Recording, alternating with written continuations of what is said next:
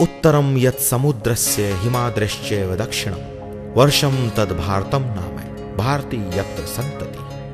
अर्थात समुद्र के उत्तर और हिमालय पर्वत के दक्षिण में जो देश है उसका नाम भारत है, जहां निवास करने वाली संतति भारतीय कहलाती है। भारतवर्ष जो देवों की जन्मभूमि और ऋषि मुनियों की तपोभूमि बना, जहां मानवता की पहली सनातन संस्कृति का जन्म हुआ, जिसके 6 ऋतुओं वाले दिव्य वातावरण में एक से एक बेजोड़ ज्ञानी, विज्ञानी, महारथी, त्यागी पैदा हुए, जिनकी कथनी करनी ज्ञान विज्ञान ने इसे विश्व गुरु के सर्वोच्च सिंहासन पर आसीन किया और जिन्होंने इस धरा को मां कहकर पुकारा, उनकी जननी है भारत भूमि। इसकी वैभवता और समृद्धि को देख न जाने कितनी आकांक्षा आई, लेकिन मां के सपूतों ने इसकी रक्षा करते हुए उठने वाली हर उंगली को जमींदोज कर दिया।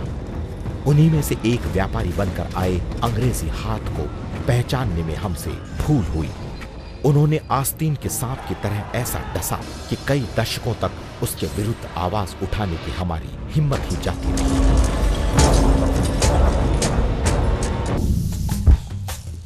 भारत मां परतंत्रता की बेड़ियों में जकड़ गई।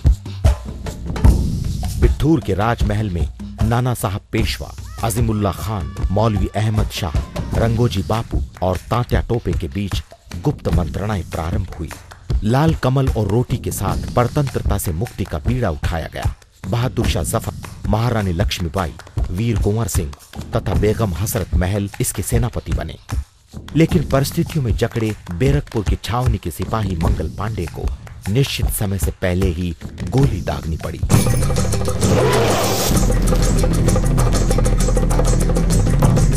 और इस तरह 29 मार्च 1857 को स्वतंत्रता संग्राम का श्री गणेश हुआ। फिरंगियों को भारत से खदेड़ने के लिए सभी वर्गों, समुदायों, जातियों ने एक होकर अपने अस्त्र शस्त्र उठाए। किसी ने भारत मां कहते हुए शहादत दी तो किसी ने मादरे वतन कहकर, और अंग्रेजों के लिए अटक से कटक तक, केरल से कश्मीर तक, पेशावर से काबुल तक बारूद की चिता सजा दी गई। ये जंग किसी की स्वार्थ लोलुपता नहीं थी तो सिर्फ अपनी पुनीता माता की परतंत्रता की बेड़ियों को तोड़ फेंकने की जंग, जिसके हम पुत्र हैं।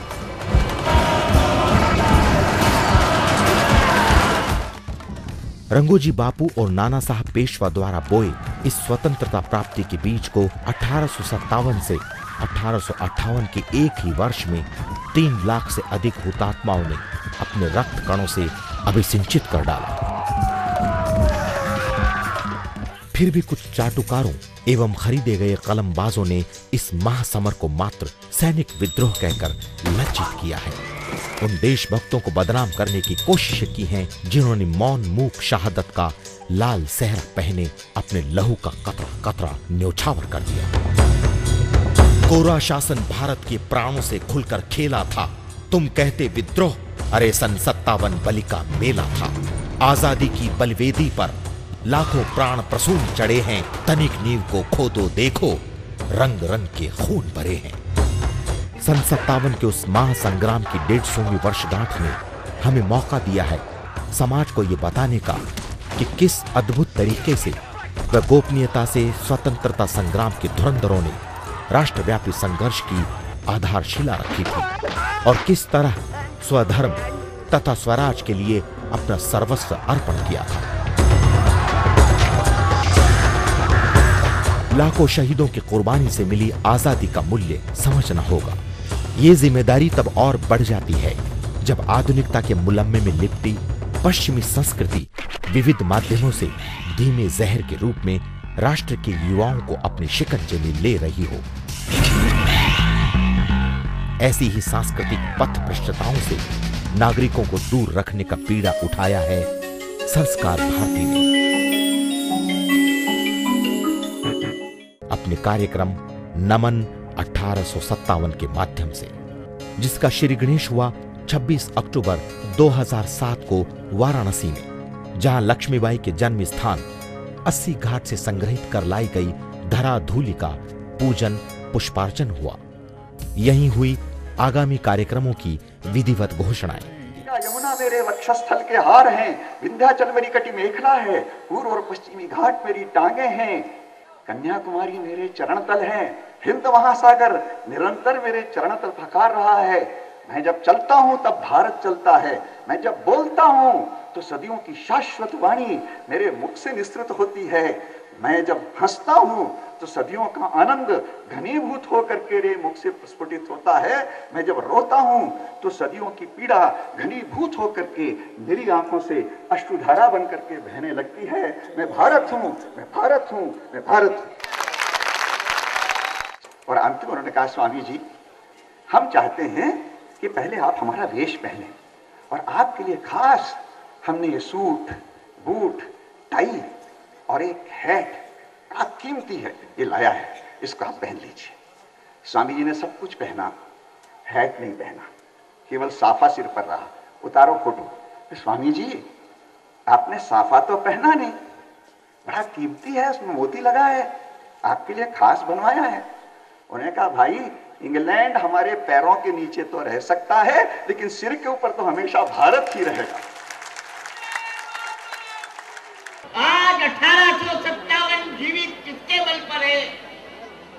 अगर वो मर्द मोमिन था, वो इंसान था, तो केवल वीर सावरकर थे, जिन्होंने कहा 1857 सैनिक क्रांति नहीं, 1857 कुछ संत लोगों का बलवा नहीं, बल्कि 1857 हिंदुस्तान की आजादी की पहली लड़ाई है। जब जीनत हिंदुस्तान से बहादुर शाह जफर के साथ गई तो बहादुर शाह जफर ने उसको एक थैली दी और कहा, बेगम इसे बहुत संभाल करके रखना। बेगम ने संभाली।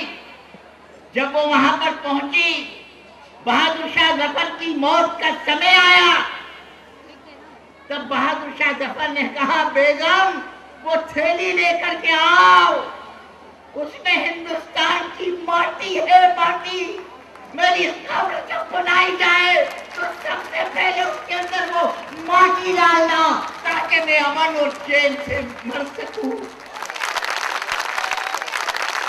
हमारे बलिदानियों को बदनाम करने के लिए जो उस समय अंग्रेजों ने संसार भर में प्रचार किया, वो थमा नहीं है। आज हमारे अपने देश में उन बलिदानियों के लिए, चाहे वो मंगल पांडे हों, चाहे वो झांसी की रानी हो, उनके विषय में अपमानजनक बातें कहने वाले समाप्त नहीं हुए हैं। हमको अगर भविष्य का सोचना है तो हमको अपने बीच के देशद्रोहियों से भी निपटना होगा। पता नहीं आप में से कितने लोगों ने देखा इस नगर को। नाना धुंधु पंथ के नाम पर यहाँ एक दरवाजा बनाने का एक संकल्प सरकार का खुटपुट करता हुआ आज भी काम चालू है। क्या हो गया हमारी शक्ति को? एक ऐसे दिव्य पुरुष का जिसने संपूर्ण देश को जगाया था, उसका स्मारक बनाने में इतना देर लग रहा है। ये बिठूर की धरती से भारत के कोने कोने में एक संदेश आना चाहिए कि 1857 का जो अधूरा काम है, वे आज यहाँ से प्रारंभ करने की शपथ लेकर हम जाएंगे। वह वक्त गया जब कहते थे कि जो अंग्रेज कर गया, जो अंग्रेजियत कर गई, उसके सामने कोई ठहर नहीं सकता। अरे अंग्रेज कोई खुदाई पट्टा लिखा कर नहीं लाए थे, वे कोई 8 फीट के नहीं थे, उनकी धमनियों में सोने का रक्त नहीं बहता था। हमारे ऋषि जब सिंधु के तट पर वैदिक ऋचाओं का गान करते थे तो अंग्रेजों के पूर्वज बंदरों की तरह पेड़ों पर लटकते थे। ये वो यज्ञ है जिसमें धिक्कार भी है और पुकार भी। ये वो यज्ञ है जिसमें तिरस्कार भी है और सत्कार भी। धिक्कार हमारी उस नालायकी के लिए है कि जिन राष्ट्र नायकों को हमें सदा सर्वदा नमन करते रहना चाहिए था, जिनकी याद हमारे हृदयों में बस जानी चाहिए थी, आज आलम यह है कि प्राणों का उत्सर्ग करने वाले इन लोगों के चित्रों को हम पहचान तक नहीं सकते। और पुकार उस भावी पीढ़ी के लिए एक आह्वान लिए हुए ये यज्ञ कि हमसे तो जो चूक हुई सो हुई, मगर तुम आओ इस मिट्टी से तिलक करो, ये धरती है बलिदान की, और आगे के लिए कृतज्ञता का भाव रखते हुए उन लोगों को याद रखो।